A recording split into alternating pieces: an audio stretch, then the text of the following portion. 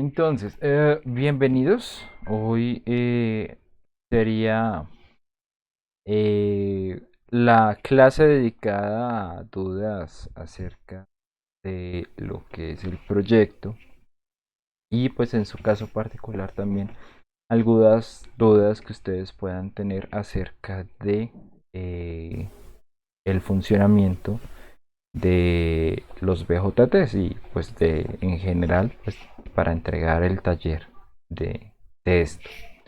Entonces, bueno, quisiera preguntarles antes que nada, ¿qué tal? ¿Cómo les ha ido en esta parte? Ya, ¿cómo les ha ido en la clase magistral?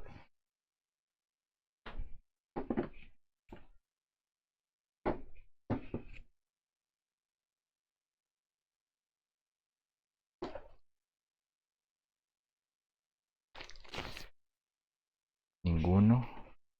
No, nada de nada.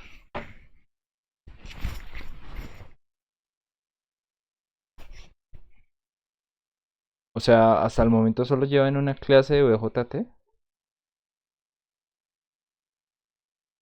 Ay, Dios mío. Bueno, ¿hasta qué parte han visto? ¿Tuvieron mucho en cuenta la parte de funcionamiento o ya pasaron más a la parte de modelo en pequeña señal? Ok, bueno,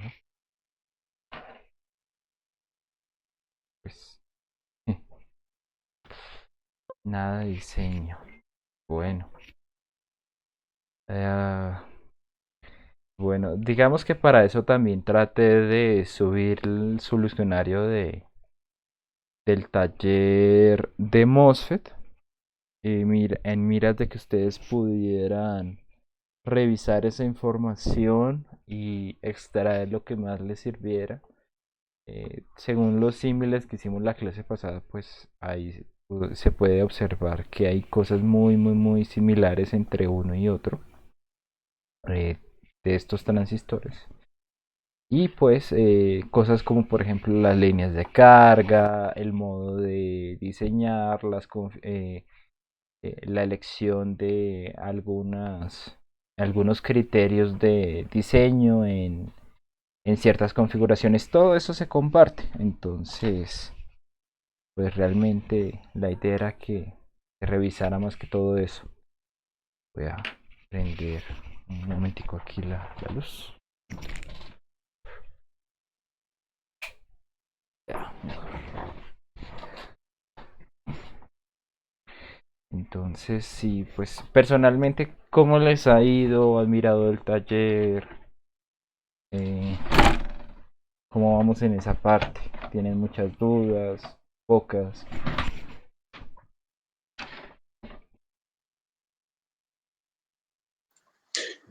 Profesor, ¿me escucha? Sí, señor. Buenas tardes, pues digamos yo estaba con mi grupo y mi grupo era de los otros cursos, y entonces pues me tocó entregarlo ayer y pues nos dividimos trabajo y en general por lo que estuve viendo y por lo que estuvimos trabajando, pues yo sí en general solo me sentí capaz de realizar el análisis de ese, o sea, el análisis de ese con bien seguro. Pues lo demás lo hicieron mis compañeros y pues me ayudaron en ese punto. Pero pues por lo que hemos visto hasta el momento magistral, siento que el análisis de ese algo está más o menos bien, pero nada de diseño ni de la. Bueno, pues particularmente digo, lo que es diseño generalmente, o bueno, algunos profesores no le hacen mucho énfasis en la parte magistral, pues para eso está esta clase. Entonces, creo que igual por esa parte pues no habría mucho, o sea, hay veces que realmente los profesores no hacen énfasis en eso, entonces pues no hay mucho problema. Pero claro, si particularmente no se puede hacer nada en Asia, pues muy complicado. ¿Cuándo vuelven a tener otra clase? Mañana. Bueno, la entrega la dejamos para el domingo, ¿cierto?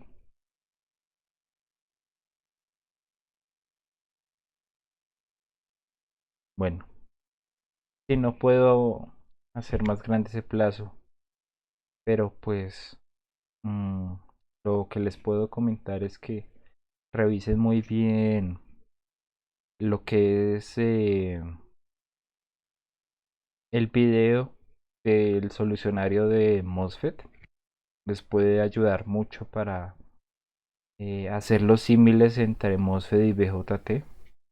Como les digo, las líneas de carga en AC son las exactamente, o bueno, pueden ser aproximadas a las mismas que las de MOSFET, en las mismas ecuaciones, entonces está bastante bien eso. Am, y, y como les digo, las similitudes con las configuraciones en MOSFET eh, los van a guiar bastante bien. Pero bueno, entonces, eh, si tienen dudas, al final de la clase las vamos a contestar. Entonces, mientras pues creo que podemos explicar algunas cosas del proyecto que pues son necesarias. Entonces, se necesitan para que ustedes tengan unas nociones bastante importantes de cómo, eh, qué ruta más o menos seguir con lo del desarrollo del proyecto. ¿Listo? Ya saben, pues me imagino ya leyeron el correo todos. La entrega se hace el martes para los que tienen equipos. Eh, y bueno, hoy a las 6 de la tarde publicaré un doodle donde ustedes podrán poner qué horario les conviene más el martes. Estoy desde las 8 de la mañana hasta las 8 de la noche. Tengo un espacio para almorzar de 1 a 2, pero de resto todos esos horarios están disponibles. Entonces planteen de una vez en equipo, en grupos, qué horario eh, qué horario les puede servir más para que se puedan conectar todos, para que todos estén en la presentación y pues poder darles las notas de una vez. Listo.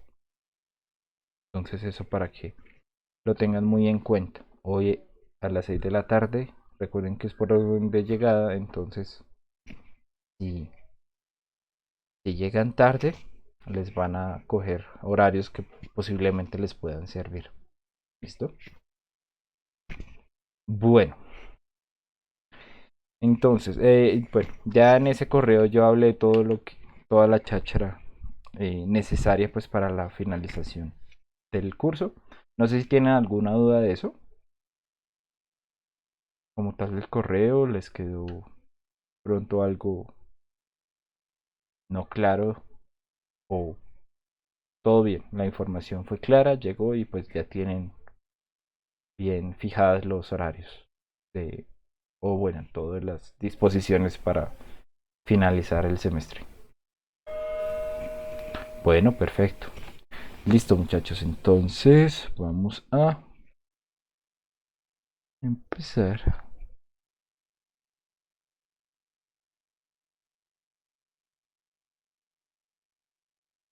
Vamos a empezar.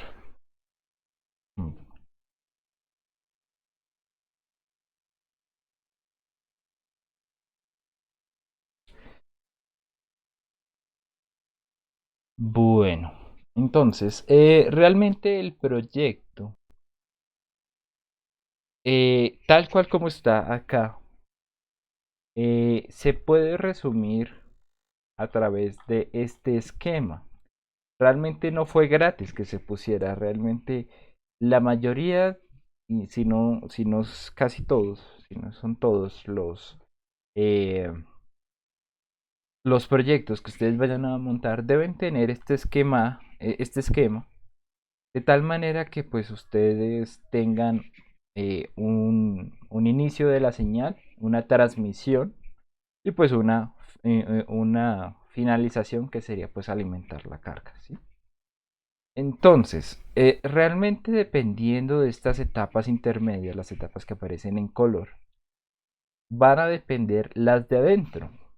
¿Qué pasaba? Nosotros en los talleres que les dimos en el taller 4 y en el taller 5, realmente lo que llegamos y decíamos al principio era, por favor por favor haga un amplificador, emisor común o emisor degenerado que tenga tales condiciones de amplificación, que tenga una carga tal, que tenga tal. Bueno, realmente acá no se hace eso. ¿Por qué? Porque la idea es que ustedes ya aprendan a decidir cuáles son o bueno, extraer de la información que se les da, cuáles son las cosas importantes o las cosas a tener en cuenta para realizar esta parte de amplificación. ¿Sí? Entonces, por ejemplo, no se les dará la amplificación, pero pues a partir de realmente estas etapas, ustedes deben tener noción de más o menos cuánto necesitan y pues a partir de eso realizar los diseños. ¿Sí?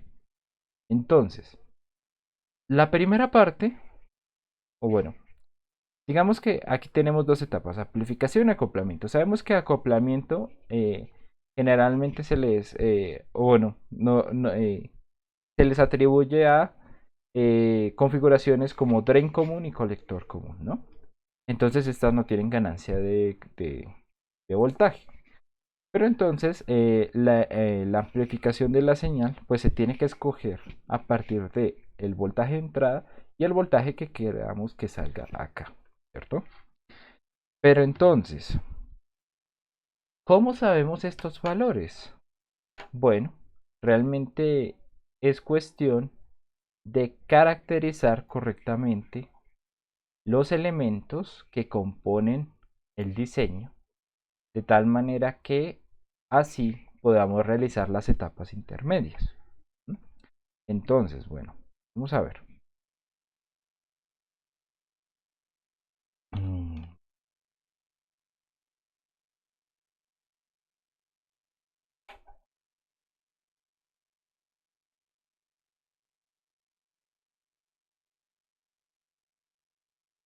Bueno, en primer lugar, entonces, tenemos un módulo emisor, tenemos un módulo receptor. Vamos a mirar primero el módulo emisor. El primero emisor lo compone el generador y un diodo emisor, ya sea un diodo LED o un diodo láser. Ahora, primero vamos a ver qué tiene qué características definen a un generador. ¿Qué características creen que son importantes saber para decir, bueno, tenemos realmente este generador muy bien caracterizado, por decirlo así? O sea, ¿qué es relevante en un generador? Ay, perdón, se estaba entrecortando. Hombre, prendan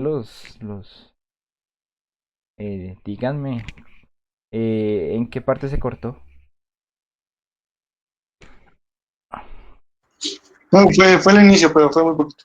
Ah, Por bueno. eso no entiendo. Ah, listo. Entonces, ¿qué les parece importante? O sea, ¿qué creen que es importante tener en cuenta para eh, determinar qué parámetros tiene este generador? O cualquier generador como tal. Que tenga una resistencia muy baja. Una, bueno, pues en general tenemos que tener una impedancia de salida. Bien. Pero ¿qué más cosas características caracterizan un generador?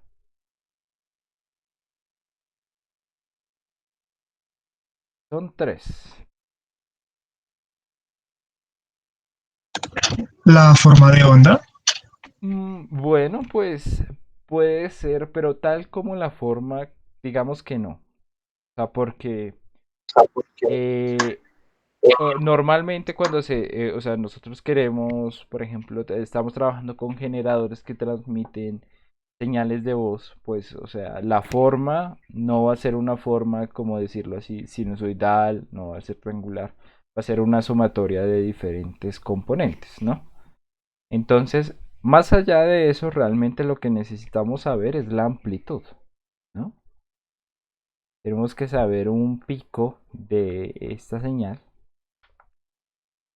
¿Cuál es el pico de esta señal? ¿Y qué relación tiene con por lo demás? Oh, pues el- la señal como tal, sí, o sea, realmente nosotros diseñamos acá siempre en función de la amplitud, entonces necesitamos saber. Y bueno, ¿qué otra cosa les parece importante saber? frecuencia.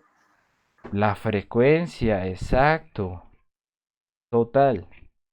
La frecuencia es la que nos va a determinar cómo estos amplificadores deben funcionar en frecuencia. ¿Por qué? Porque entre, ya hemos visto que entre uno y otro, nosotros podemos, o sea, hay eh, diferentes cambios y realmente podemos escoger entre una y otra configuración dependiendo de lo que necesitemos en frecuencia. ¿Sí? Entonces, esto es muy importante. Es realmente, si la amplitud es un valor máximo, por decirlo así. La impedancia también es un valor establecido. La frecuencia realmente será un intervalo. ¿Sí? Entonces, realmente, ¿cuál es la frecuencia más baja y cuál es la frecuencia más alta? Y revisar que lo que le vayamos a poner adelante eh, no disminuya, no haga una atenuación de las componentes que estén en esta frecuencia. Entonces, de hecho, pues yo les decía que y a las personas que solo están haciendo simulación, vamos a insertar uno de estos generadores que les estoy enviando a estas personas para probarlo y mirar a ver, pues, realmente eh, si, o sea, cómo funcionan. Bueno, o sea, lo que yo les envío a estas personas es esto. Son dos cosas. Uno es un generador, ¿sí? Un generador que pues yo diseñé, que tiene distintas componentes de frecuencia, tiene distintas amplitudes, todo. Realmente lo que lo hago es para que ustedes lo puedan generar. ¿Sí? Ah, y pues la idea es que lo incluyan en sus librerías y lo utilicen. ¿Sí? Como si fuera, por ejemplo, un generador que les hubiera tocado a ustedes caracterizar, como lo es, por ejemplo, un MP3 o su celular, lo que fuera que necesiten usar para su montaje físico. Pues lo mismo acá. Aquí se les da un generador que ustedes no han escogido y tienen que caracterizarlo. ¿No? Entonces, simplemente ese generador tiene su tierra y tiene una salida. No es más. Y bueno, aquí ya lo hemos conectado a una resistencia. Vamos a cambiarle el valor porque pues de hecho está como muy grande. Perdón, como muy pequeño. No mentiras. 100K son suficientes. Y bueno, vamos a ver cómo es su señal. Ok. Uy.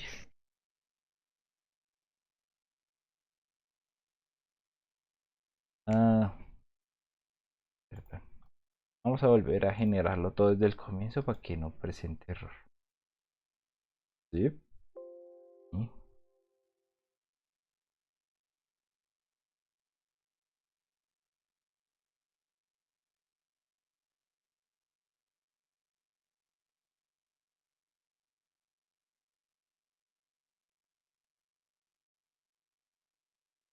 Bueno, a ver, vamos a correr. Ok, bueno, nos sale un error, dice subcircuito indefinido AD 549. Es un amplificador que yo usé para este.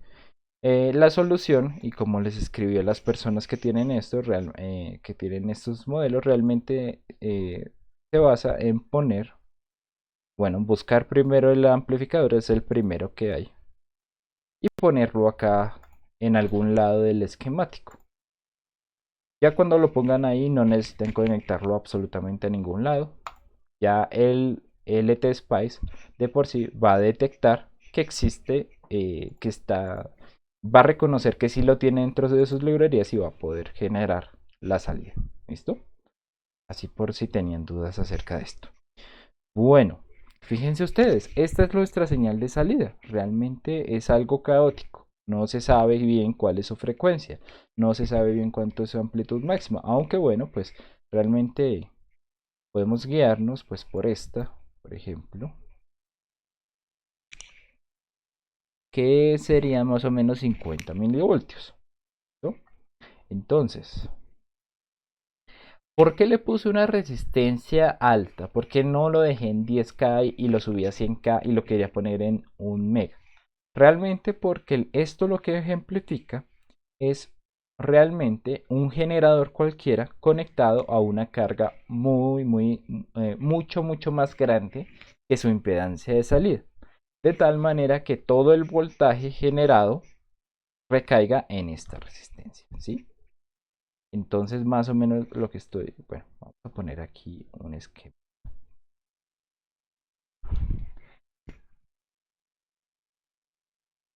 Tal cual lo que hago, pues porque sé que estas impedancias de salida no son muy grandes, es realmente colocar una impedancia que refleje prácticamente como si aquí hubiera un circuito abierto. De tal manera que todo lo que se genere se refleje aquí en esta parte. ¿Sí?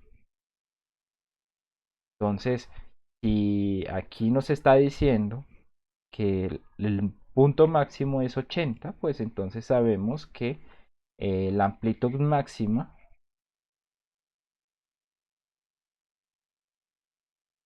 de este es 80 milivoltios.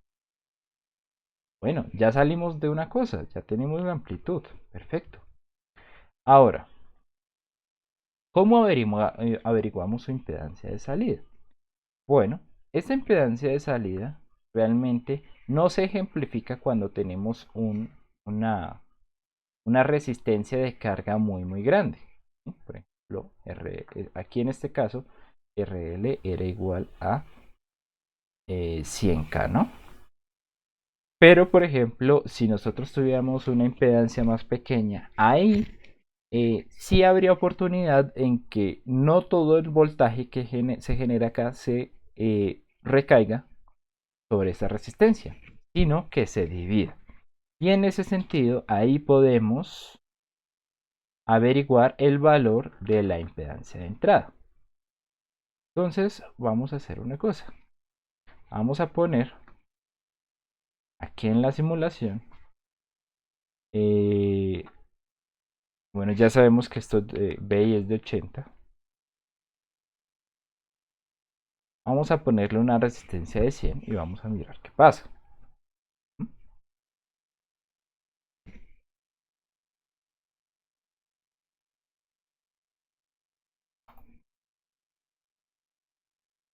Bueno, en vez de tener 80, ahora tenemos 13 milivoltios. ¿Sí? Como se ve acá, el punto máximo ya pasó de estar de 80 a 13. Entonces, efectivamente hubo una división del voltaje. En vez de 80, tener solo 13.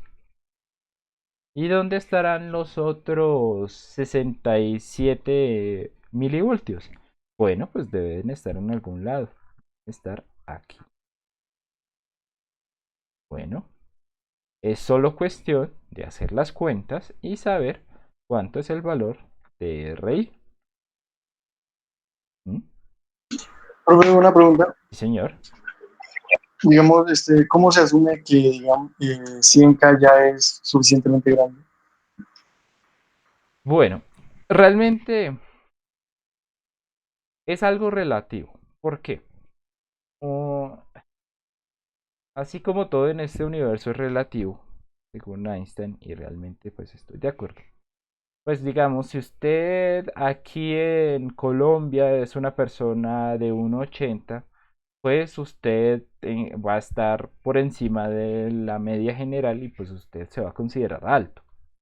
Pero pues si usted viaja a Europa, pues allá hay gente que normalmente pues mide 1,90 y esa gente y usted se va a sentir pequeño ante estas personas.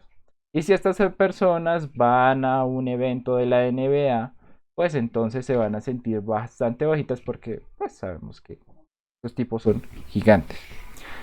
Entonces, realmente cómo sé que esta es más grande que esta. Bueno, los generadores particularmente eh, no, no exceden una impedancia de salida sí, de 1K. Si no, realmente es que son muy malos. ¿Sí? O sea, realmente lo que hago al poner 100K es simplemente asumir que por lo menos, digamos, 100K, digamos 1K por lo menos si pongo esta, que esta es 100 veces más grande que esta. Ahora, ¿por qué no? Ustedes me dicen, profe, ¿por qué no pone 100 megas y ya dejamos de molestar? Bueno, hay algo muy particular de los generadores actuales.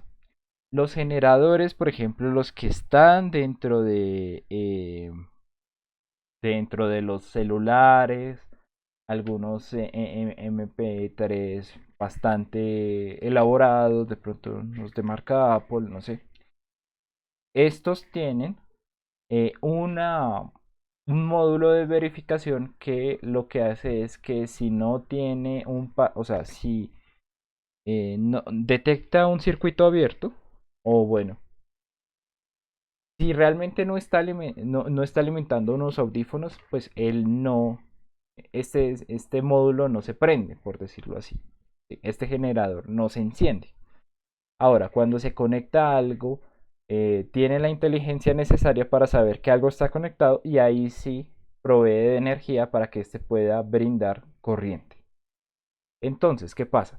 Si ustedes o sea, si ustedes ponen una resistencia muy grande, es posible que no se vaya a encender esta parte.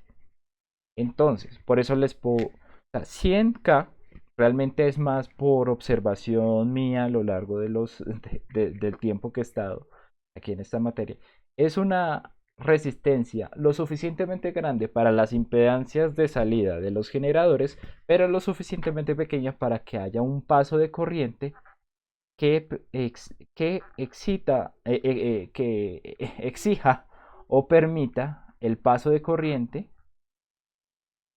eh, y que requiera que pues necesite estar prendido este generador, ¿vale? Entonces, no sé, realmente es algo, pues por decirlo así, como es algo más bien de la práctica, ¿sí? De la experiencia. Pero si usted quisiera realmente saber qué es más grande, o sea, cuando por ejemplo se dan estas condiciones, RI tiene que ser mucho más pequeño que la resistencia de carga. Bueno, realmente este mucho más grande tiene varias o sea, pues, depende del autor le puede decir, bueno, realmente no, comúnmente pues lo podemos poner así.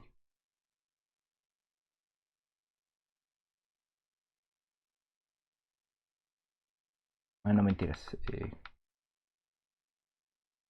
es así. Ponemos poder que podemos decir que, por ejemplo, para algunos autores, 10 veces más grande que algo ya ya satisface esta condición de mucho más grande.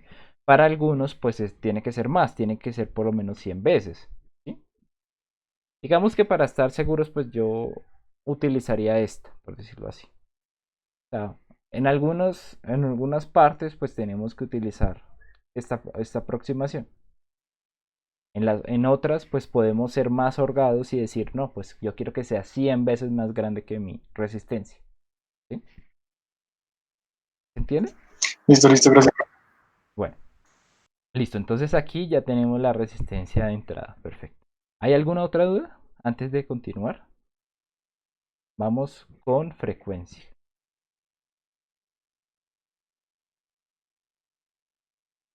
Bueno, entonces, ahora, para la frecuencia, realmente, si la vemos así, es muy complicado saber cuál es la frecuencia a la que está sometido este, o las frecuencias que tiene esta onda. Yo lo hice así, lo diseñé así porque normalmente pues lo que vamos a ver, si ponemos una canción, pues es una cosa totalmente caótica. Realmente va a ser algo así. ¿Sí? O sea, esto no tiene, prácticamente no tiene un periodo. ¿Sí? Pero entonces, ¿qué pasa? Hay una herramienta que nos permite pasar del dominio del tiempo, bueno, esta onda está en tiempo, que nos permite pasarla al dominio de la frecuencia. Vamos a verlo aquí. Si alguno ya está viendo o ya ha visto señales, pues se les familiará el nombre de un señor llamado Fourier, ¿cierto?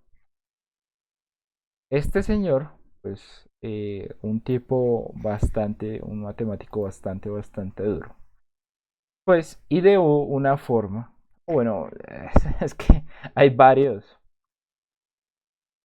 Ustedes saben que, por ejemplo, pues hay varias peleas en quién ideó tal cosa porque la mayoría de descubrimientos se dan cuando varios científicos eh, pues como tal, realizan las investigaciones al mismo tiempo, ¿no?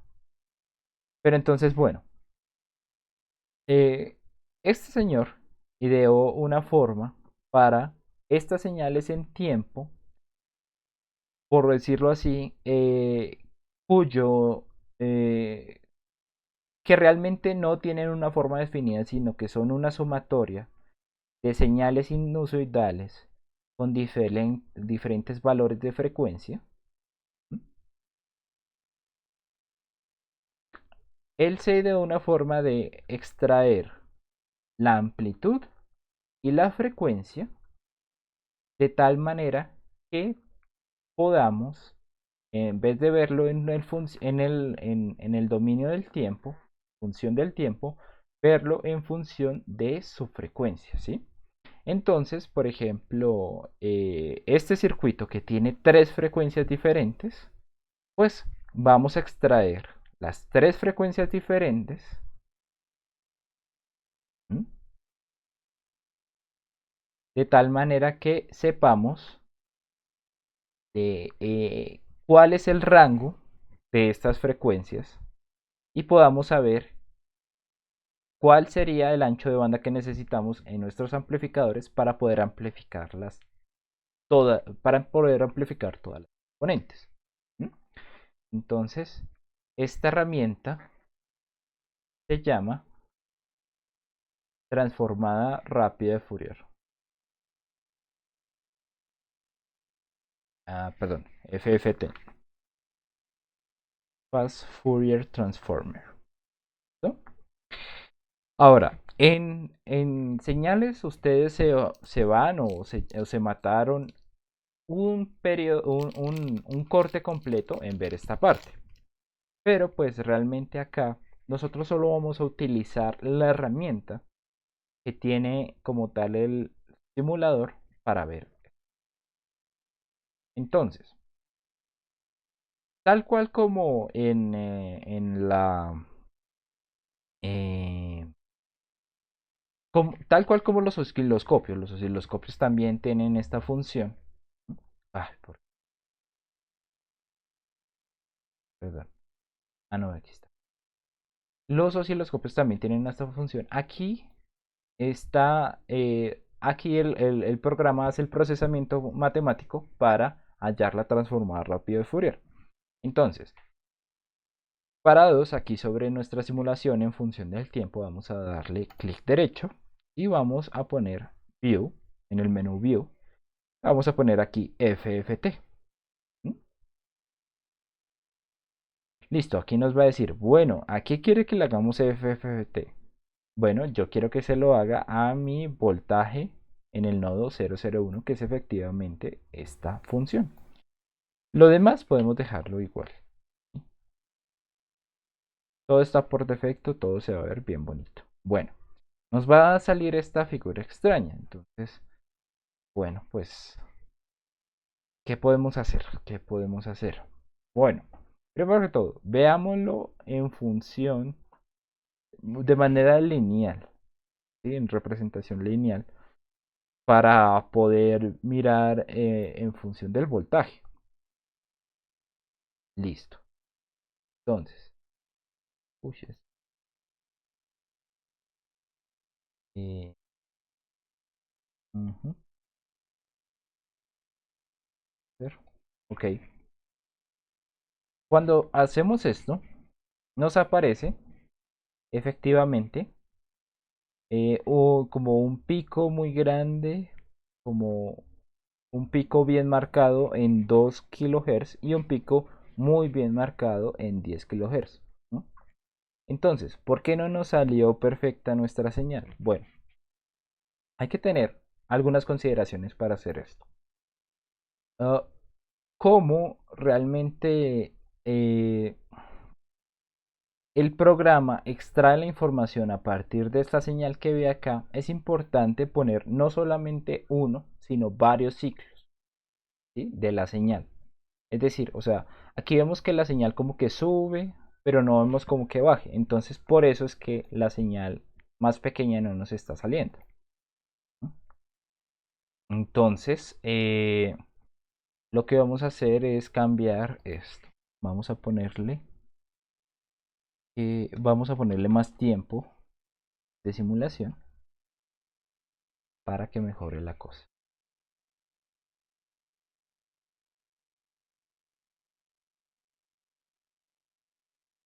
¿Listo? Y a partir de eso, esta es del anterior, entonces no nos sirve. Tenemos que volver a hacerlo. Y vamos a ver que efectivamente, ahora sí nos aparece todo bien, perfecto. Listo. Entonces, estos picos que nos muestran las tres frecuencias que yo dije que estaban componiendo nuestro, como tal, nuestro generador, ¿sí? Yo no le puse o sea, no le puse tantas frecuencias porque pues es muy engorroso, pero le puse tres pues para que ustedes diferencien entre las que necesitan. Entonces, por ejemplo, si ustedes fueran a hacer si ustedes el amplificador que le van a poner después de este generador, ¿qué debe tener? Bueno, debe poder amplificar frecuencias desde esto, o sea, desde esto es 500 Hz hasta por lo menos 100 kHz. Si no puede, si su ancho de banda está fuera de estas frecuencias, no le sirve ese amplificador, no le sirve esa configuración de amplificación. ¿Listo? Importante. Ahora, ¿cómo saldría Profe, normal? Sí, eh, deme un segundo, ya termino y ya hacemos la eh, pregunta. ¿O se cortó? no, ahí lo estamos escuchando. Era una pregunta. Ah, ya. Deme un segundo ya. Entonces, bueno, ¿cómo se vería una señal que tiene varias frecuencias? Bueno, realmente se vería como una suma, una suma de diferentes impulsos a lo largo de de todas las frecuencias que puede tocar. Eh, Sería como algo como así. algo así, ¿sí? Realmente una canción se vería algo así. Pero bueno, entonces, esto, si estuviéramos en el laboratorio y tuviéramos los osciloscopios que tenemos allá, también existe la función FFT en esos osciloscopios y podríamos verlo sin ningún problema. Sin embargo, como estamos limitados, obviamente los osciloscopios que tenemos en nuestras casas pues no tienen la función de transformada rápida de Fourier, pues no podemos verificar esto. Ahora, entonces me van a preguntar, profe, entonces las personas que tenemos esto equipos, ¿cómo vamos a hacer para saber eh, cuál, cuáles son mm, cuáles son las frecuencias que tiene nuestro generador? Bueno, si su generador es para sonido audible, realmente para sonido, sí o sí va a tener que estar dentro del espectro audible del ser humano. Nosotros no hacemos amplificadores para que los terneros escuchen música, para que los perros los escuchen. Realmente lo hacemos para que los escuchen los seres humanos. Entonces, sí o sí, las frecuencias incluidas eh, en esta señal caótica van a tener que estar dentro de los 20 Hz a los 20 kHz. Sí o sí. Todo lo que esté fuera de esto realmente es solamente un porcentaje muy pequeño de la humanidad puede escuchar señales que estén fuera de este espectro. ¿Mm? Y realmente los 20 Hz es algo muy pequeño. Realmente normalmente es más allá, o sea, 100 Hz. Realmente los audífonos, los parlantes Bose son famosos, no es por emitir sus agudos, los sonidos agudos. Los sonidos agudos los puede reproducir cualquier radio de 5.000 pesos. Realmente los bajos son lo más importante de estos parlantes. Entre más, eh, y por eso pues es que son más valorados. Entre más bajo puedan llegar en amplificación de frecuencias, más calidad tendrá la emisión de sonido. Entonces normalmente pues, o sea, ustedes pueden decir, no, pues 20 Hz, pero muy pocos generadores van a llegar a esto, realmente van a empezar desde 100 Hz. Pero bueno, eso es algo a consideración general. Entonces de por sí, ya los que están trabajando en físico con los equipos de laboratorio, ya de por sí no tienen forma y no van a tener necesidad de evidenciar cuáles son las frecuencias que hay en su señal. Simplemente van a saber que van a estar dentro de este rango. Entonces todos los amplificadores que ustedes deben poner tienen que tener un ancho de banda dentro de estas frecuencias. Bueno, ahora sí, preguntas, dudas, inquietudes. Respecto a la gráfica donde se mostraban los picos de frecuencias, mencionó que más o menos tenía que ser como en 500, que tenía que empezar pues hasta ahí, desde ahí como que empezaba el rango, pero siendo estrictos, digamos, sería mejor desde 400 o solo importa como el pico. Mm, Realmente estos picos, si no están así más detallados, o sea, si yo le pusiera más tiempo de simulación, los picos se verían más achatados. ¿Mm? Por ejemplo, mire que el de 10K se ve bien achatado, bien centrado en 10. Mientras que el de 500 sí se ve más como o sea, como desde 400. Realmente esto es porque no estoy tomando la cantidad de tiempo necesaria para que se vea solo una componente, ¿sí? O sea, como la información se saca a partir de esta salida, la que se ve más achatada es porque es porque es la frecuencia más alta y es la que detecta más veces, y como la detecta más veces, pues puede asegurar que pues está más centrada en 10K. La otra, la chiquita así amplia, es porque yo no le estoy dando los ciclos necesarios para que realmente la transformada defina que efectivamente es esa señal y que está centrada justamente en 500. ¿Por qué? Porque mi generador sí tiene esas tres señales. Yo no le estoy poniendo señales entre 400 y 600, no, yo le estoy poniendo 500 exacto.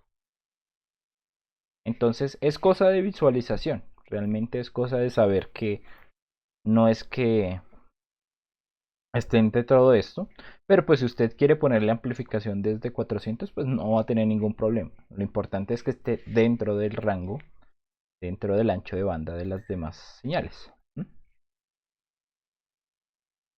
Por ejemplo, si le ponemos acá que simula hasta 2, vamos a ver, se va a demorar un tiempito,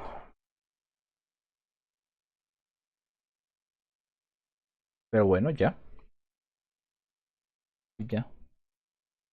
a ver, FFT, ok, cerrar, y esto sí, genial. Fíjese usted que ya detecta muy bien, ya no lo detecta desde 400, sino lo detecta bien centrado en 500. Porque le estoy dando más datos al simulador para que detecte que efectivamente esa frecuencia es la que está detectando. Y no le queden, por decirlo así, duda alguna de que es esa frecuencia y no otra. ¿Vale? Listo, profe. Gracias. Uh-huh. ¿Alguna otra pregunta?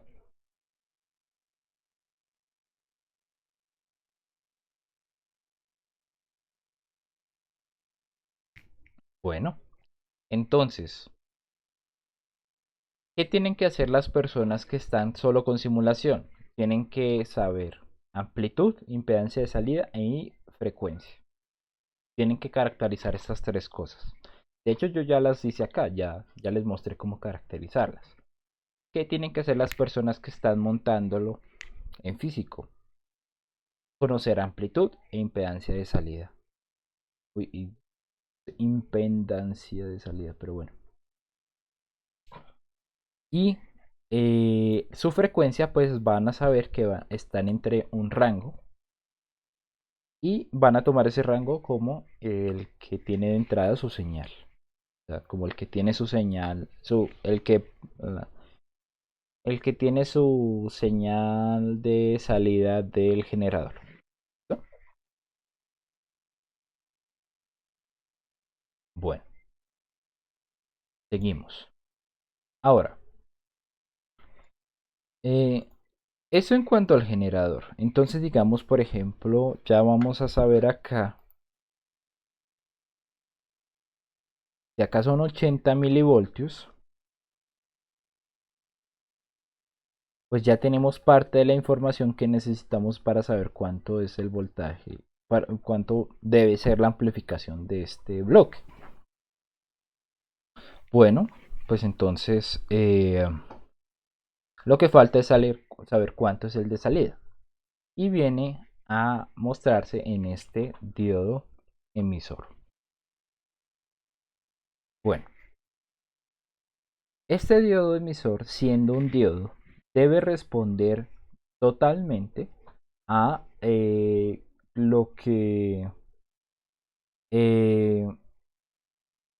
pues debe responder al comportamiento exponencial que vimos, por ejemplo, en el taller 1, ¿sí? O sea, él está atado a eso, no puede funcionar de otra manera. Entonces,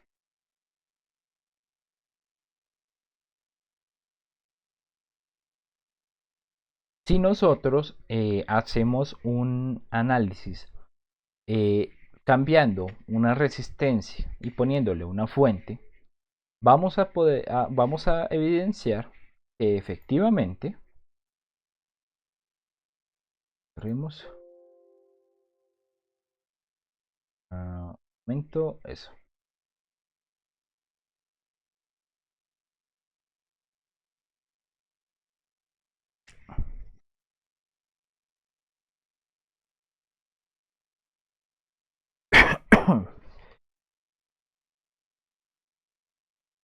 Pero bueno, vamos a ver.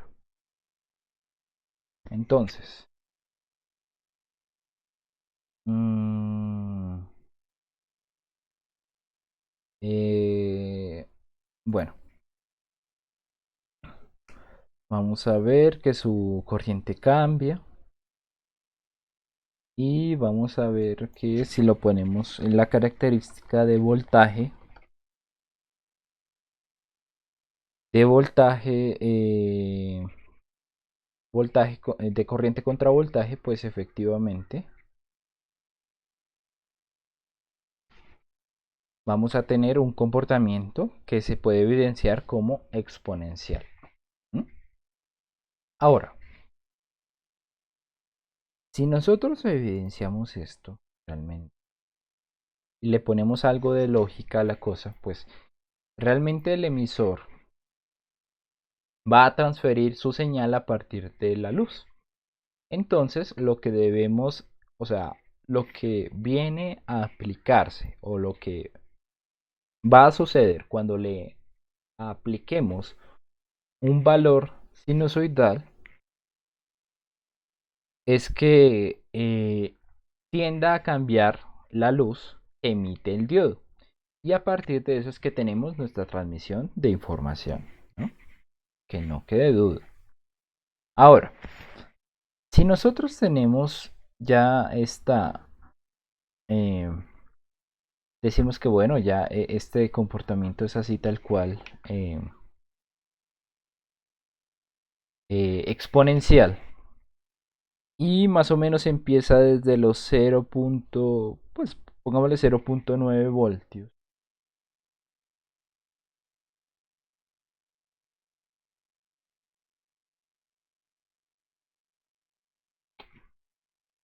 Pues entonces si nosotros ponemos, por ejemplo, digamos acá tenemos un acoplador, le ponemos aquí directamente el diodo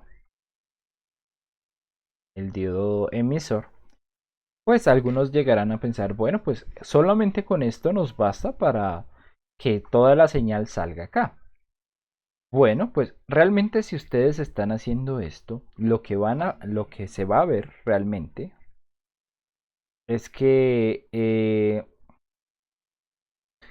si la señal de salida, por ejemplo, es de 1 voltio pico, entonces, pues la señal, si ponemos contrastada una señal con la otra, pues la señal de voltaje se va a mover entre estos y estos valores. Y de por sí, pues realmente lo único que se va a transmitir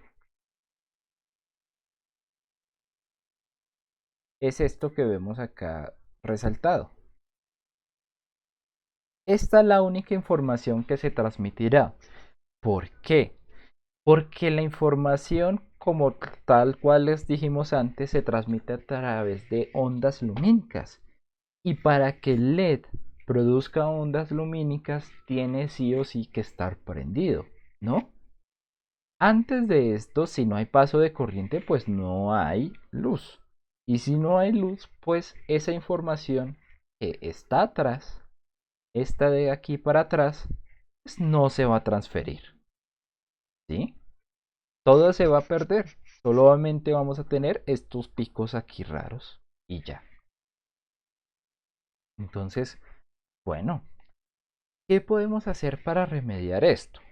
Primero que todo, bueno, toda la onda tiene que estar dentro de dentro de entre una brecha en donde nuestro diodo está encendido. Eso que quede claro, ¿no? Ahora,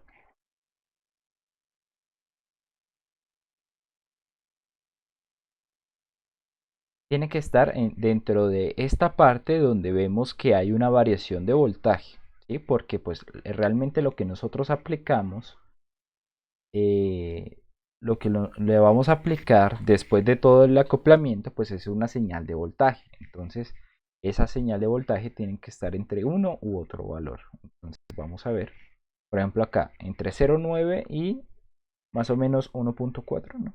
Sí, 1,4, ¿no? Entonces, la señal de salida, mentiras, estoy poniéndola en rojo.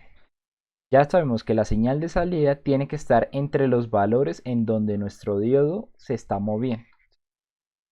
¿Y cómo vamos a saber que hasta estos valores? Bueno, porque nuestro diodo, si crece en voltaje, crece en corriente.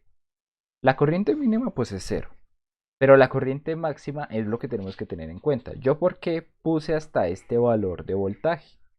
Porque la máxima resistencia que le puse acá es de 100. Porque sabía que si pongo una corriente más alta, lo que va a pasar, perdón, una corriente más alta, pues obviamente será una resistencia más baja. Lo que va a pasar es que, miren, vamos a ver un efecto que ya no es exponencial. Vamos a ver cómo nuestro diodo se va a saturar. Y de por sí, pues ya en estos valores, en el datasheet nos dice que el diodo se puede estar quemando. Entonces yo no puse esos valores porque sí, realmente los puse porque me mostraba, porque sabía que ya al pasarme de 1,44 ya mi diodo se saturaba. Entonces no tenía que no pasarme de. Bueno, entonces eso me definió que los valores válidos a trabajar entre voltaje eran 0,9 y 1,4. Y si tiene que estar entre 0,9 y 1,4, pues realmente el voltaje de salida tendrá que tener un valor de 500 milivoltios, ¿no? Para que se mueva entre este valor y este valor. ¿No? Ah, de hecho no, la mitad. ¿Cuánto? 500 milivoltios pico a pico. No solo pico, no pico, pico pico. Que es lo mismo que decir 250 milivoltios pico. ¿Mm? No necesitábamos amplificarla tanto. Porque otras personas me dirían, profe, pues igual podemos usar esta configuración, pero entonces amplificar, o sea, poner no a 1 voltio, sino a 2 voltios. Y hombre, tras de que es difícil hacerlo, realmente igual se le va a perder todo lo que esté, o sea, por debajo de 0,9 todo se le va a perder. Entonces es mucho más fácil ubicar esta señal entre cierta y ciertos valores en AC y tenerle un DC. Es decir, que lo que se le pondrá a nuestro diodo va a ser la sumatoria de un DC y de un AC. El AC ya sabemos cuánto tiene que ser. El DC, pues, el valor intermedio entre estos dos. ¿Mm? Que si no mal estoy es 1,5. Creo que sí. 5, 2, sí. Ah, no, mentiras. 1,25, ¿no? 1, perdón, 1,15.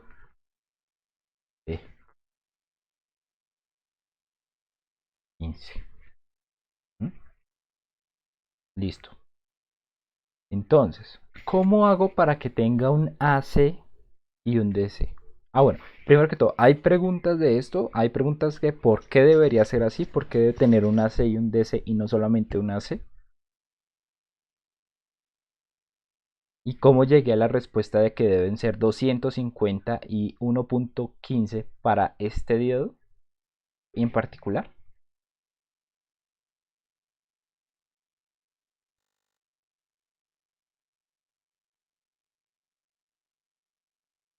Bueno, pues claro, listo.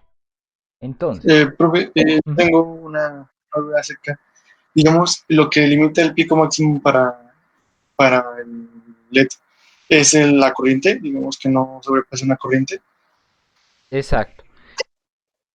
Va a haber realmente si usted hace la medición punto a punto. Aquí hicimos la simulación, ¿no? Pero pues realmente las personas que tienen equipos lo que tienen que hacer es la medición punto a punto. Y van a ver que en un momento ya eh, empieza a tener ese comportamiento que vimos anteriormente, donde no es exponencial, sino que se ve más lineal, que es un punto en donde se ha saturado el diodo. ¿Mm? Realmente también usted puede seguir las recomendaciones que nos dan los datasheets, donde nos dice que utilicemos hasta ciertos valores de corriente para alimentar el diodo, que después de esto ya no nos aumentará eh, la luminosidad con respecto a la corriente. ¿Sí? O sea, Entonces, o sea, sería todo el punto máximo de voltaje con el punto máximo de la luminosidad LED. ¿Sí? exacto. Es que si nos pasamos de este valor, o sea, aunque veamos que aquí sigue subiendo voltaje y corriente, lo que va a pasar es que realmente el LED no va a subir su luminosidad. Él llega hasta cierto punto y ya se satura. O sea, puede que crezca en voltaje, puede que crezca en corriente, pero no significa que dé más luz. Entonces, no nos sirve para nuestros propósitos porque a nosotros lo que nos interesa es que haya un, eh, un cambio en la luz. ¿Sí? Un cambio en la luz que es la que permite que transmita nuestro mensaje. Eso es. Vale, listo. Entonces, ¿cómo vamos a hacer para que tenga un DC y un AC? Bueno, realmente aquí no es que las cosas se pongan de por sí, así, porque sí, perdón. El circuito de caracterización realmente es el que nos va a servir también para montar lo que necesitamos. Entonces, se plantea que, por ejemplo, si nosotros realmente lo que hicimos acá pues es con simulación. Pero pues realmente lo que haríamos en la práctica es tener dato de dato. Por ejemplo, yo lo tengo acá. Yo lo tengo acá porque lo he importado. Eh, si no saben cómo importar estos datos, pues los remito a la clase del primer taller. Y aquí los tengo punto a punto. Pero ¿por qué no me abre? No me abre.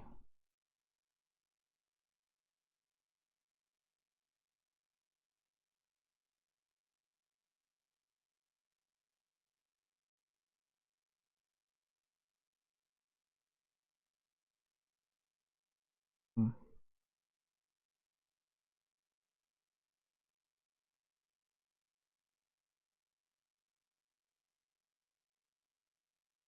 Bueno, algo está raro está pasando con Windows. O bueno, no es raro, pero sí es desafortunado. Windows jode y jode. Ah, aquí. Ah,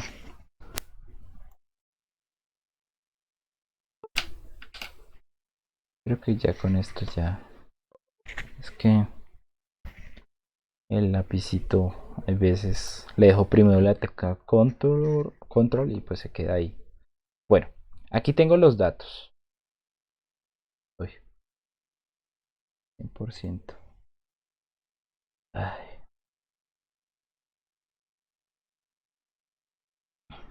Listo. Aquí están los datos. Y pues está la misma figura que vemos acá. ¿Mm? Ahora, eh, bueno, si yo quiero un DC en este punto medio, ¿mm? Pues primero, tal cual como se hacen los amplificadores, yo primero tengo que cuadrar el DC y luego le voy a sumar el AC. Entonces, para cuadrar primero el DC, yo necesito saber primero en qué, o sea, en qué valores de corriente y de voltaje tenemos esta condición, ¿no? Como un punto de polarización. Entonces, pues simplemente esto mismo que hicimos acá, esta misma caracterización, nos va a permitir. Ahí está presionada la tecla control.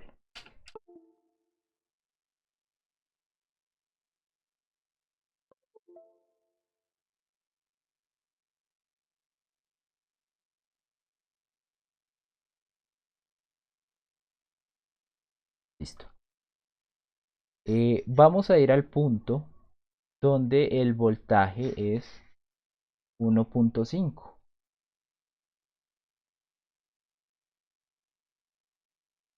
1.15, perdón. Vemos acá que el que más se acerca es este. Entonces, lo ideal es que nosotros, o sea, los 1.5 voltios y una corriente de 12 miliamperios, 12.7 miliamperios, van a alcanzarse cuando tengamos una resistencia de 850. Entonces, pues ya sabemos que si nosotros ponemos un circuito de esta manera, alimentado con 12 voltios,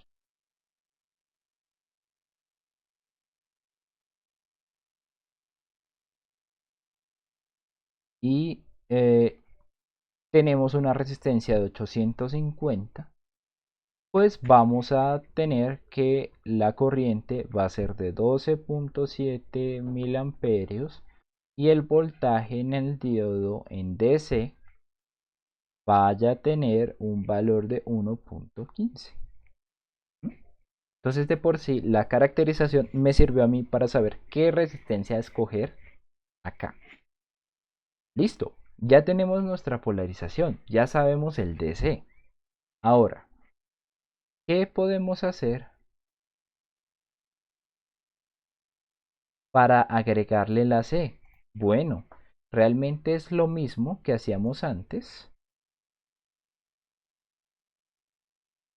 Es lo mismo que hacíamos antes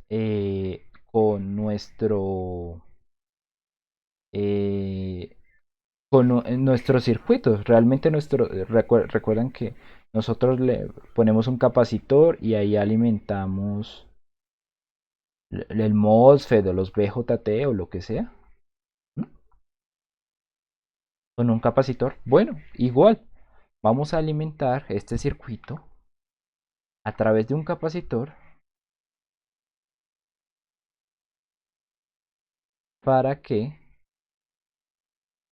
para poderle ingresar la señal que viene de atrás el eh, de nuestro acoplamiento. ¿Mm? De tal manera que en este punto haya una sumatoria de DC más AC y que nuestro voltaje cambie de más o menos desde 1.4 a 0.9 con ayuda del AC. ¿Mm? Y eso nos va a permitir que toda la onda se transmita y adicionalmente pues eh, que realmente siempre haya un cambio en en la intensidad de luz. ¿Mm? Ahora,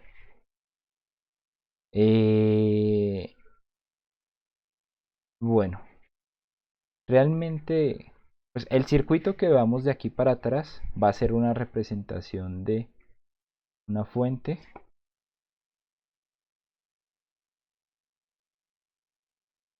y una resistencia, ¿no? Entonces, pues tenemos que tener en cuenta que esta impedancia tiene que ser muy baja, ¿no? Porque pues aquí la impedancia no va a ser tan alta porque este diodo, su impedancia equivalente no es tan baja, grande, ¿sí? Entonces tenemos que tener en cuenta que es posible que algo del voltaje que estemos generando acá se nos caiga.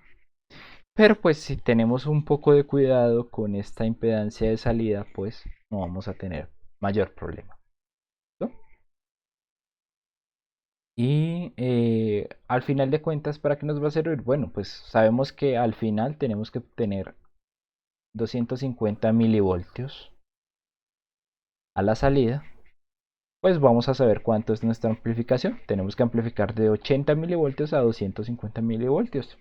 No es tan complicado, ¿no? Es una amplificación de 3 veces. Y ya vamos a saber que pues si el acoplamiento es muy cercano a 1, pues la amplificación tiene que ser por 3. Y ya podemos diseñar lo que hay en el medio de estas dos. Bueno, muchachos, preguntas.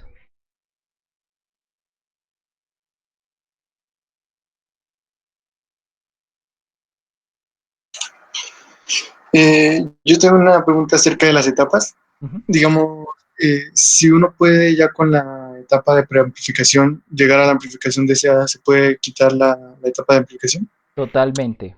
De hecho es hasta recomendable porque realmente es eficiencia del circuito de uno. Si uno puede o sea, si uno puede diseñar una preamplificación que ya le cumpla con la amplificación que puede hacer eh, la otra configuración, perfecto. La otra etapa, listo. No hay problema. De hecho, eso se califica si verifican en el, en el Classroom, ahí están las rúbricas y ahí hay una parte que dice eficiencia del diseño y pues eso está dentro de la eficiencia. Tratar de reducir al máximo las etapas que tenemos que ponerle a nuestro circuito. Es. ¿Listo? Bueno, listo. Esto en cuanto a esto. De hecho, lo podemos simular acá. Yo lo tengo simulado. Eh, o bueno, realmente no es que lo podamos, es que lo tengamos que simular. Lo tenemos que simular, lo tenemos. Porque realmente eh, nosotros necesitamos revisar que todo esté funcionando en su funcionamiento antes del montaje, ¿no? Entonces, ¿cómo podemos hacer este montaje? Sobre todo en la parte de interacción entre el diodo emisor y el diodo receptor o la fotoresistencia receptora. Bueno, realmente lo que hay que hacer es, o sea, no por nada incluí que aquí estuviera la función de esta curva. Es importante tenerla. ¿Para qué? Para extraer los valores de corriente de saturación y eta, coeficiente de emisión. De tal manera que los podamos poner en un modelo propio que tengamos de LED y pues lo podamos poner para que nos funcione en simulación. De hecho, esto es lo que yo les voy a enviar a los muchachos que estén trabajando únicamente en simulación. Les voy a enviar el generador y les voy a enviar el modelo del diodo, ¿sí? Ellos ya no tienen que caracterizarlo, pero tienen que implementarlo para saber qué resistencias poner qué resistencias poner, cómo poner este montaje, pues para que se pueda transmitir toda la información. ¿Mm? Ahora, en cuanto al receptor, ¿mm? Fíjense ustedes, acá está todo bien. Entonces acá, fíjense ustedes, aquí está recibiendo un valor, aquí está bueno, este diodo creo que es un poquito diferente. Entonces, desde cierto punto hasta cierto punto, sí. Eh, bueno, ¿cómo hacemos la parte de la recepción del mensaje? Bueno, esta parte sí es más complicada y realmente no podemos simularla, o bueno, es muy complicado simularla de manera muy fehaciente, ¿sí? O sea, de manera muy fiel a lo que es lo que tengamos. ¿Por qué? Porque realmente la caracterización de un fotodiodo es muy complicado. ¿Sí? Entonces, realmente lo que vamos a hacer es sencillamente asumir algunas cosas. Primero, realmente este canal de emisión no es muy bien, no es muy bueno realmente para transmitir mensajes. ¿Sí? Eh, o sea, pues, el método de comunicación a partir de, eh, de luz, pues obviamente lo utilizamos todos los días, que es la fibra óptica. Cada vez que uno se conecta a internet, ahí hay fibra óptica. O sea, realmente nos podemos comunicar con otras partes del mundo es a través de la fibra óptica.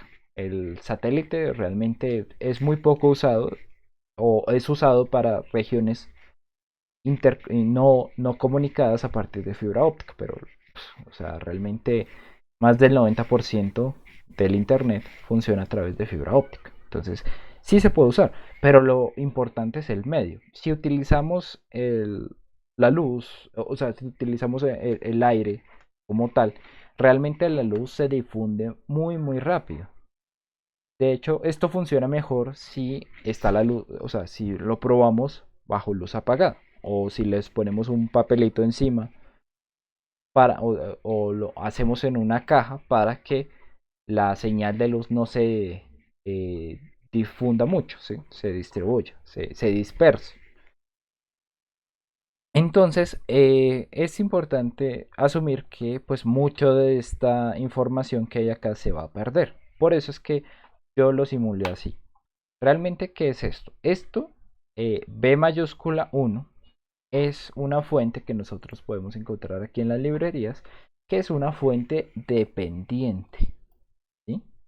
Es una fuente de voltaje que depende de otro valor de voltaje. Entonces, se puede definir de esta manera. El voltaje de esta fuente es igual a 0.01 por el valor de este LED. Aquí yo lo que puse es que solamente solamente el 1% de los fotones que salen de este LED llegan acá y se transfieren, llegan acá a este foto, fotorreceptor, ¿sí? Y lo que dice simplemente fue es ponerlo tal cual como lo puse acá a través de un condensador para que aquí haya un cambio en el voltaje. De hecho, si lo vemos acá, vamos a poder ver, ¿sí? Vamos a poder ver que hay un cambio de voltaje. ¿Sí? Eso, entonces, esta es la forma que yo utilicé para simular.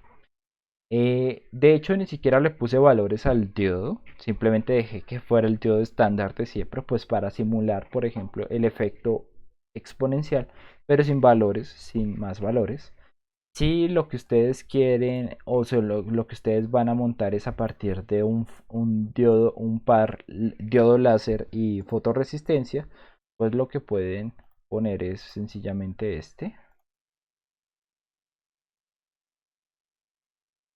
O sea, si es una fotorresistencia, pues ponen una resistencia. Si están utilizando un fotodiodo, pues ponen un diodo cualquiera. Y pues esa es la forma de simular este paso, por decirlo así. Porque realmente tiene muchas variables complejas o bueno, no complejas, sino muchas variables que definen el valor de, de luz que va a pasar de un lado al otro. Entonces, es importante que eso se tenga en cuenta. Fíjense ustedes, aquí tenemos una señal y pues vamos a poder saber cuál es la amplitud de esa señal para saber amplificarla al final. ¿Sí? Me van a preguntar. Profe, y no se podría, digamos, utilizar un optoacoplador. Eh, Realmente es que lo que pasa es que los que están incluidos dentro de la librería no tenemos, o sea, esos no son tan comerciales. Y realmente pues para poner algo que realmente no está, o sea, para poner un modelo que realmente no estamos usando, pues realmente prefiero que se modele así. Por lo menos la parte del emisor se modela perfectamente. Esta parte pues no es lo más exacto, pero funciona tal cual como se espera.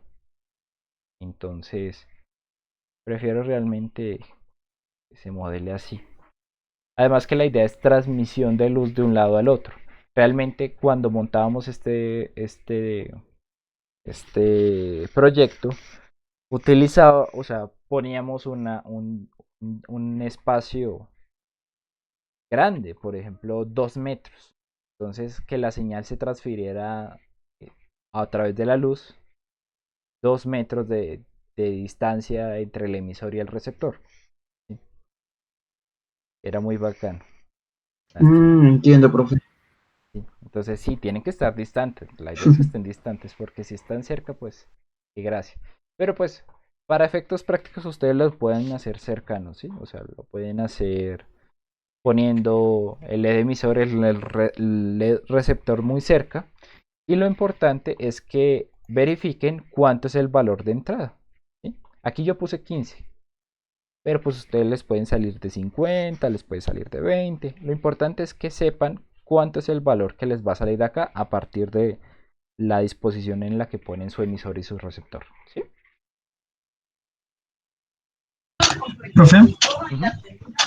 en esa parte deberíamos tener como un rango, ¿no? Porque, digamos, algo más acercado a la realidad, pues uno no lo va a manejar siempre como a 2 metros exactos, entonces se debería poder manejar en un rango, ¿sí? Sí, pero como le digo, mire, realmente pongan una distancia estándar. Si quieren que sean 2 centímetros, pues dejen los 2 centímetros. No hay problema. ¿Sí?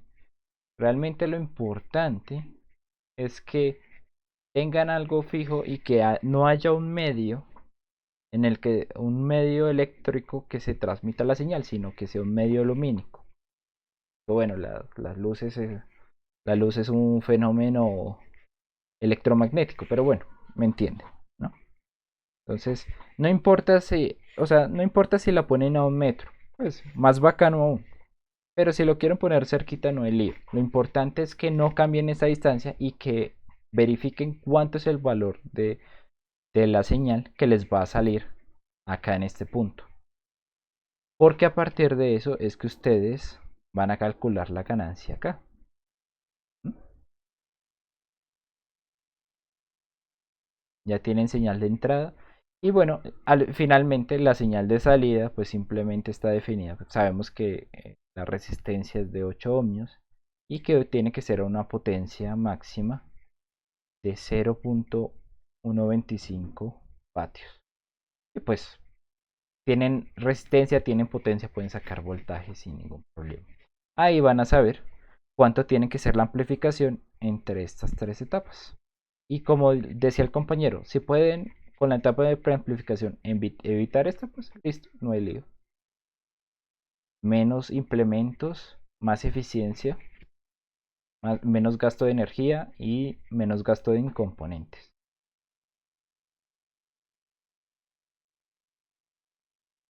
Bueno. Profe, otra pregunta. Ujú. ¿Recomendaría algún color de LED o tipo de LED para que se Diodo responda mejor? infrarrojo. Diodo infrarrojo, o sea, no nos sirve que azulito, verdecito, no, infrarrojo. De hecho, si usted lo ve encendido es porque está funcionando mal, porque ese tal cual transmite luz infrarroja. Solo va a poder verlo funcionar tal cual como los, los controles. Por ejemplo, este. Mire, si usted lo ve así, no lo ve, pero o sea, si usted lo ve a ojo desnudo, no lo ve. Pero así, a partir de las cámaras es que usted ve que hay luz. O sea, tiene que utilizar sí o sí, si va a utilizar eh, un diodo que no sea láser, pues tiene que utilizar un infrarrojo. Y si va a utilizar láser, pues bueno, ese sí se va a ver. ¿Por qué no funcionaría con otro tipo de LED? Porque los fotodiodos funcionan a un valor infrarrojo. Vamos a verlo acá. Uy, ¿por qué? Ah, sí, no. Vamos a verlo acá. Por ejemplo, Profe, o mire. sea, a ver si entiendo. Para utilizar un fotodiodo tocaría con infrarrojo, pero en el caso de un LED tocaría con una fotoresistencia, ¿sí? Un, un LED, no, mire. Si utiliza un LED infrarrojo, tiene que utilizar un fotodiodo. ¿Sí? Por eso, cuando usted se lo venden, venden el par. Entonces, fíjense en mi pantalla. Por ejemplo, este es el fotodiodo. La referencia es PD3333 y el diodo emisor, la referencia es IR3333. No los hacen así porque sí, no les ponen el mismo número porque sí. Ellos tienen una longitud de onda determinada y pues es la misma que la del fotorreceptor. Tal cual para que... Uy, aquí está. Aquí está. 940. ¿Sí? Entonces, los hacen así pues para que respondan a la luz del otro. ¿Sí? Y de hecho se hacen infrarrojos, es para que, por ejemplo, puedan funcionar independientemente haya luz o no, porque pues realmente, o sea, pasa igual que los parlantes, que el sonido. Nosotros esta luz que vemos realmente la hacen es para que tenga una longitud de onda de la luz que nosotros podemos ver, ¿sí? Muy poca componente de esta luz tendrá eh, componente en esta longitud de onda, ¿sí? Entonces se hace en infrarrojo es para que esta luz que nosotros estamos viendo, que utilizamos para ver, pues no interfiera con esa emisión de la señal que necesitamos transferir, ¿sí?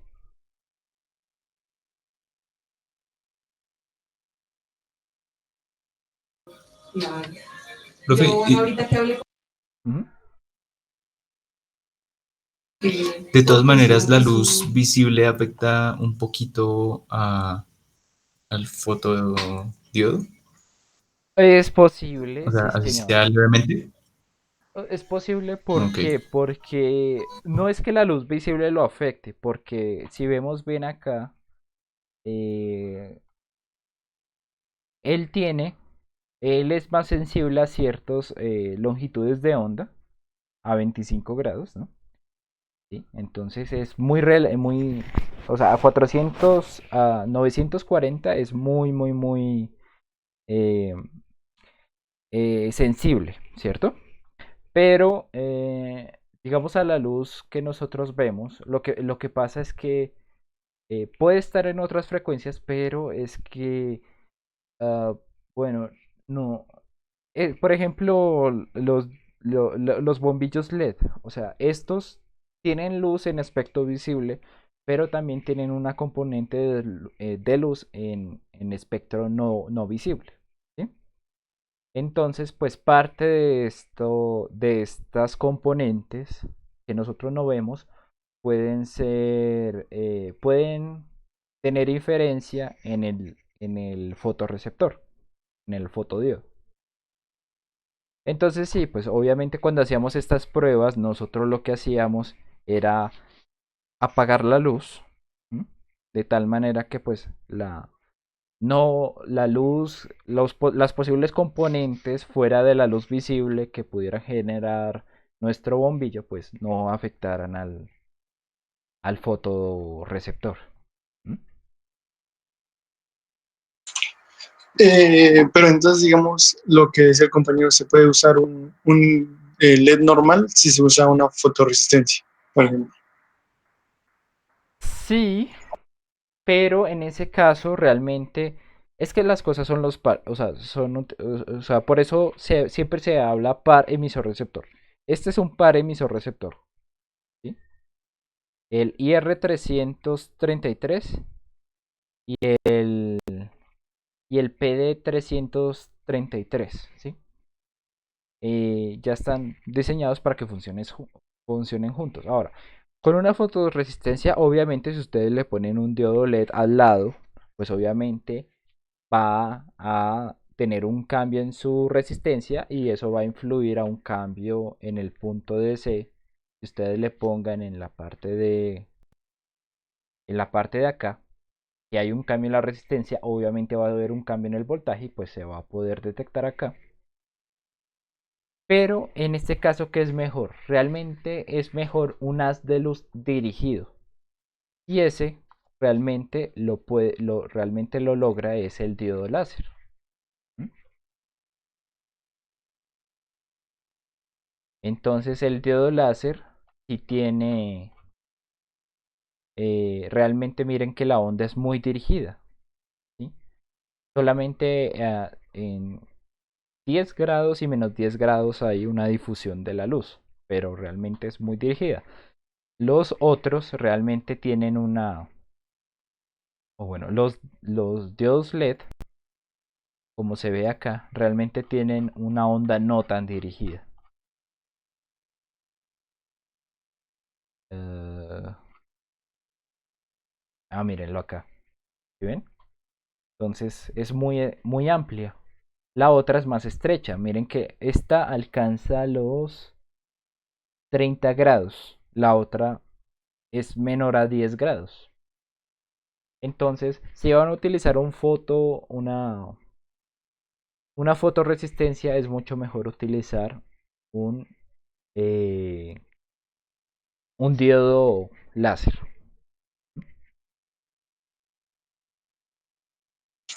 Listo, gracias.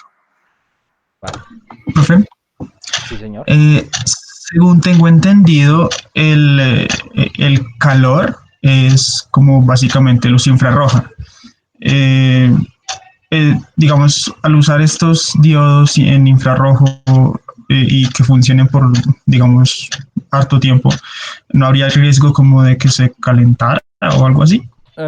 Bueno, sí, también. También es posible. Y de hecho, si usted revisa esto, todo esto depende de la temperatura, tal cual. Tal cual como los otros diodos, todo su funcionamiento está basado en que no haya un cambio de temperatura. Pero para las aplicaciones que los estamos usando y si no se sobrepasa el valor de corriente que vimos anteriormente, pues no es posible que haya un cambio tan grande para que llegue a haber una afectación por ejemplo, el fotodiodo eh, por, por el calor, ¿sí? Entonces, realmente en esta parte no hay que preocuparse por eso si se siguen las consideraciones que les he comentado.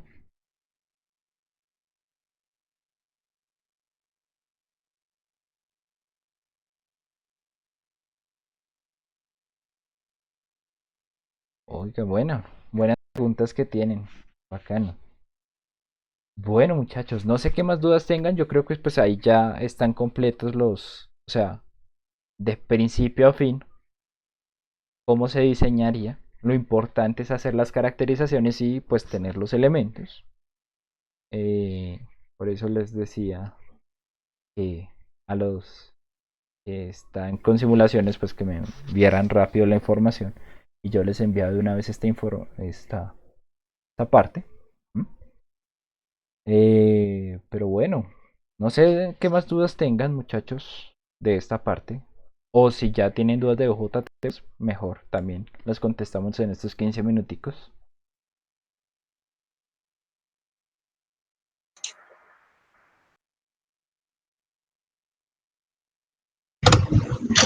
Sí, profe, yo tengo, de hecho, varias dudas. En la parte de amplificadores, Ujú. eh, pues no entiendo muy bien cómo hallar o sea, diseñar las resistencias de la base, porque pues está la expresión de la corriente eh, con la exponencial, pero esa tiene una corriente de saturación y no sé. Sí. Ah, bueno, realmente en esa parte, como les comenté antes, realmente, eh, por ejemplo, pongamos uno aquí.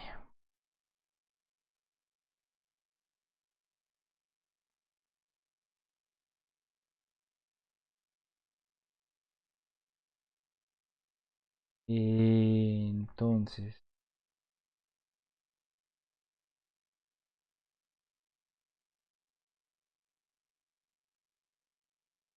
ah,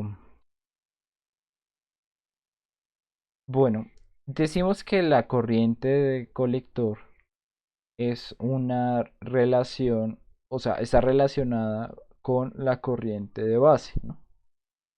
Sabemos que su relación se da a partir de beta. Que ese beta puede cambiar, bueno, está bien, pero pues podemos tenerlo entre un rango y pues de ahí no va a cambiar. ¿Sí? O sea, si utilizamos corrientes pequeñas, bueno, en fin. El caso es que lo importante de estas resistencias realmente va a ser su la corriente que le pueden aportar en DC a la base. Entonces, ¿qué pasa con esto? ¿Realmente cómo se eligen? Bueno, esta parte se va a considerar, o sea, en MOSFET nosotros simplemente nos importaba la relación de voltajes para eh, la relación entre de voltajes eh, para que en el gate hubiera cierto valor de voltaje y ya. Pero pues aquí es un poco distinto. ¿Por qué? Porque nosotros tenemos que hacer una especie de Thevenin de esta parte que les puse en rojo. Eh, Viendo este PCC. Para que haya un voltaje en este valor y una corriente determinada. ¿Sí? Todo esto se va a resumir a esto. Entonces, um, por ejemplo, si nosotros aquí necesitáramos una corriente, sabemos que la corriente IC es 10 miliamperios y tenemos un beta de 100, pues sabemos que el voltaje de la corriente de la base tiene que ser de 100 microamperios, ¿no? ¿Sí?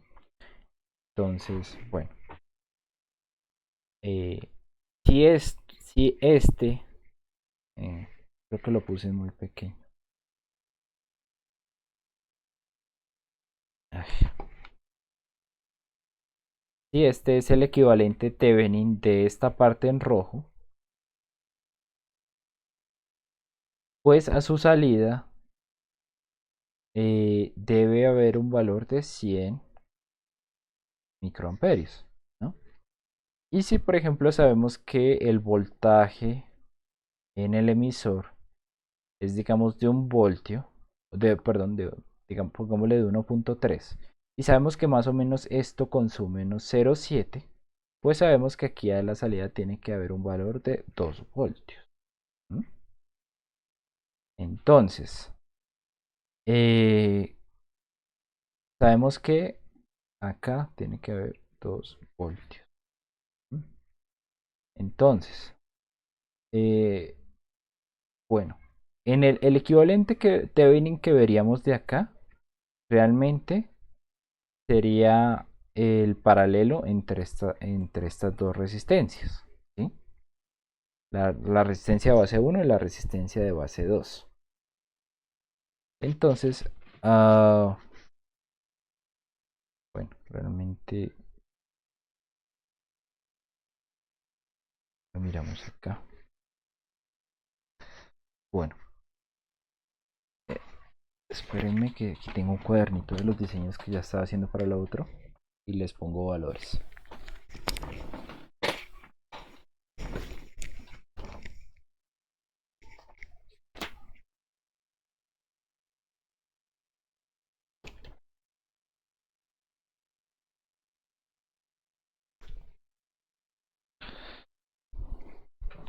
Bueno, entonces si aquí necesitamos 2 voltios, perdón, el voltaje Thevenin de acá debe ser de 2 voltios, ¿sí? ¿Y cómo se calcula ese voltaje? Debe ser a partir del divisor de tensión de estas dos resistencias. Entonces simplemente vamos a tener, por ejemplo, si VCC es igual a 12 voltios, vamos a tener que 12 por el valor de RB,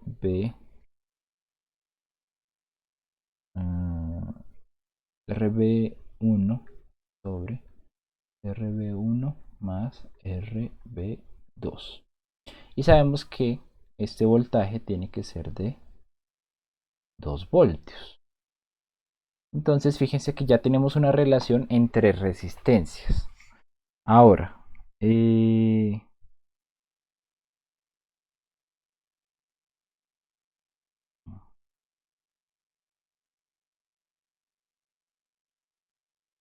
espérenme un momentico, me enredé.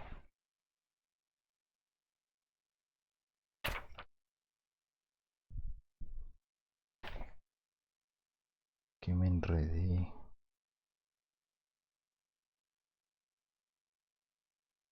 Bueno, esta resistencia Thevenin, esta resistencia será el paralelo de estas dos, entonces RB igual a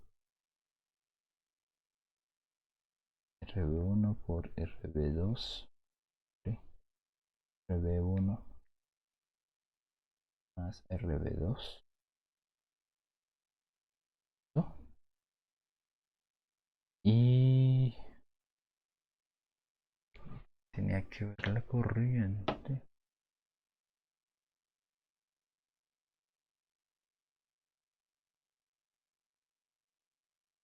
Ah, ya. Eh,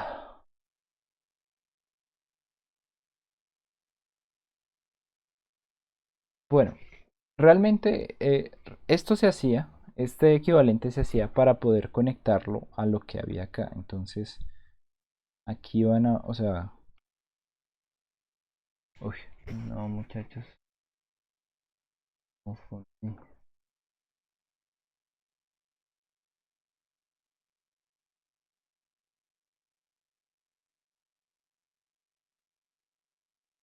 Vamos a hacer una cosa, como queda poco tiempo y creo que sí me enredé bastante.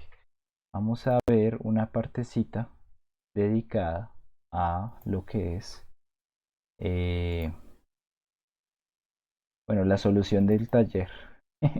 Este es el video del semestre pasado.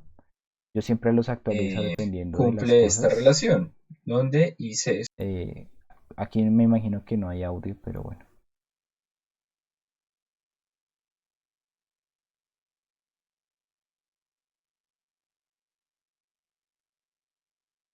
Aquí estoy hablando de lo del beta.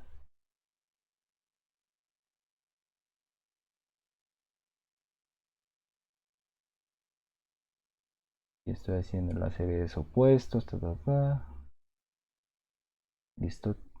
Ya hallé RC. Ya hallé la resistencia de emisor. Ahora, lo que les decía. Hay un equivalente Thevenin. ¿Sí? Entonces, este equivalente de resistencia se da a partir de, obviamente, el paralelo de las dos resistencias de base. Ahora, el voltaje pi se define, el voltaje Thevenin se define a partir de la división de la tensión, del divisor de tensión entre una y la otra resistencia. Entonces,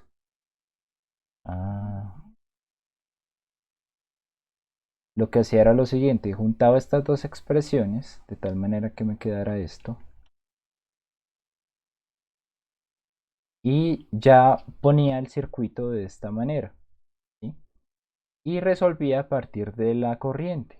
Entonces, pues simplemente hacía una malla entre voltaje Thevenin, resistencia de base, voltaje base emisor y resistencia de emisor. Y pues a partir de eso, sabía cuánto tenía que ser la corriente de base. Y pues ahí se me daba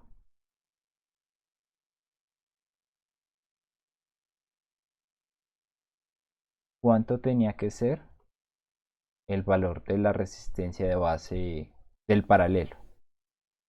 ¿Sí? Y cuánto tenía que ser el valor de la resistencia. Ah, perdón, ya tenía. No, me queda esta expresión. La relación que tiene que ver entre una y otra. Entonces lo que hacía era suponer una y, y ya la otra me daba consecuentemente a esto. Y esta relación permitía que la corriente en la base fuera efectivamente la que yo estaba calculando. ¿Sí? Realmente eso era, pues qué pena no podérselos explicar bien, pero en serio me cogieron un poquito fuera de base y no debería porque, pues como he estado calificando a los otros, como que se me confundió esta parte.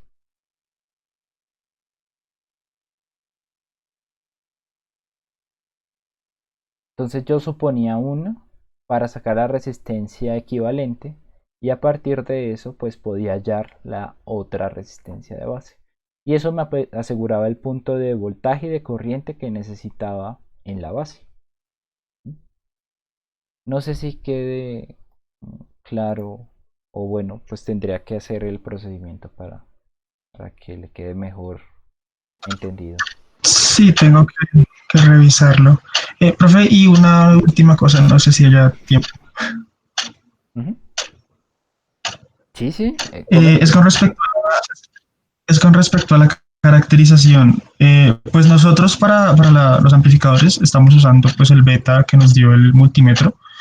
Eh, y pues bueno, entendemos pues la gráfica que debe dar y pues la importancia y eso, pero en la guía pues hay un circuito y dice que tenemos que hacer los cálculos con el beta apropiado para cada caso. Ese beta apropiado es como según la curva, la variación del beta, porque pues igual en la hoja de datos, pues no sé, da como cosas raras.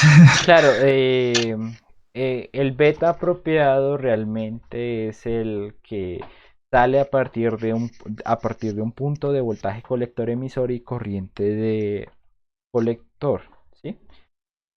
Sin embargo, pues o sea, ah, realmente, como les decía antes, lo importante del beta es la magnitud, no realmente el valor fijo. Si realmente el beta es muy grande en esos, en ese, o sea, si el beta es muy grande, lo que va a inferir es que prácticamente no va a haber un paso o va a haber un paso muy pequeño de corriente en la base y pues las ecuaciones van a quedar más relacionadas con lo que es las mismas ecuaciones de MOSFET, ¿sí?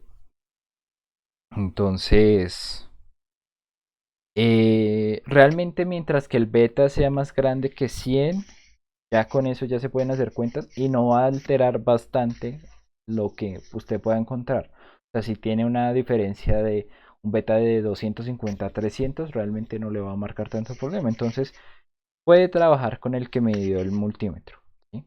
Si hay un desajuste en ciertos valores de amplificación, pues usted puede hacer leves cambios, así como yo lo hacía en MOSFET. Realmente se me cambiaban algunas cosas por cambiar las resistencias a resistencias comerciales. Listo, no hay problema, pues simplemente sé cuáles son las variables importantes para la ganancia, cambio una levemente, que no me cambie las demás y ya pues con eso ya puedo tener la amplificación que quería.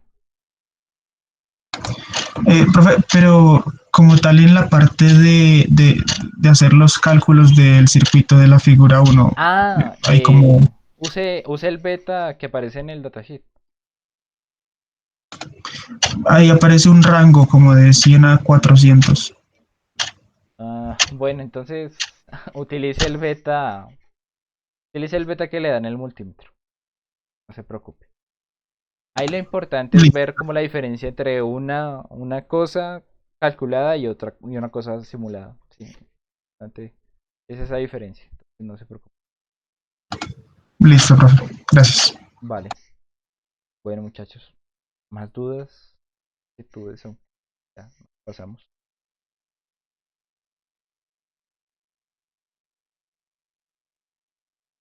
Que tuvo mucho contenido la clase, lo sé, pero pues creo que si les facilita su desarrollo de su proyecto, si les hace entender ciertas cosas, pues bacano. Y me hicieron hartas preguntas, que fue lo más interesante.